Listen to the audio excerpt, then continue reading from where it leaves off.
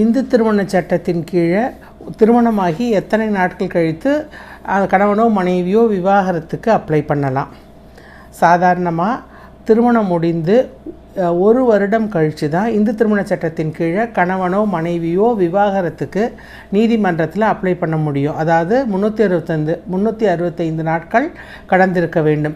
இது எதனால் இந்த 365 நாள்னால், 1-2 மாதத்துலேயே உங்களுக்கு ஒரு மனக்கசப்பு வந்தாலும், குழந்தையெல்லாம் பிறந்திருந்ததுன்னா அதன் காரணமாக அவங்க சேர்ந்து வாழ்வாங்க அப்படிங்கிறது எல்லாத்தையும் எண்ணத்தில் கொண்டு தான் 1 வருடத்துக்குள்ளே யாரை பற்றியும் ஒரு முடிவுக்கு வர முடியாது. அப்படிங்கிறதுனால 1 வருடம் கழித்து அந்த விவாகரத்துக்கு அப்ளை பண்ணலாம் அப்படின்னு சொல்லி நமக்கு சட்டம் சொல்லுது.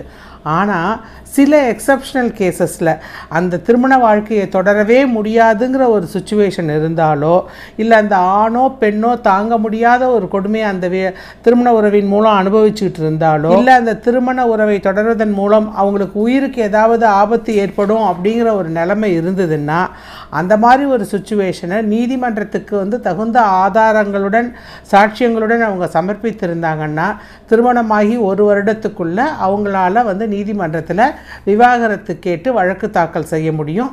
ஆனால் இது சில எக்ஸப்ஷனல் கேசஸில் மட்டும்தான். மற்றபடி திருமணமாகி இந்து திருமண சட்டத்தின் கீழே திருமணமாகி 1 வருடம் கழித்து தான் விவாகரத்து தாக்கல் செய்ய முடியும். இதுவே கிறிஸ்டியன் மேரேஜ் ஆக்டில் 2 வருடம் கழித்து தான் விவாகரத்துக்கு வழக்கு தாக்கல் செய்ய முடியும். ஆனால் கேரளா ஹைகோர்ட்டோட ஒரு லேட்டஸ்ட் ஜட்ஜ்மெண்ட்டில் 1 வருடம் கழித்து அவங்க தாராளமாக வழக்கு தாக்கல் செய்யலாம் அப்படின்னு சொல்லி ஒரு ஜட்ஜ்மெண்ட்டில் சொல்லியிருக்கு.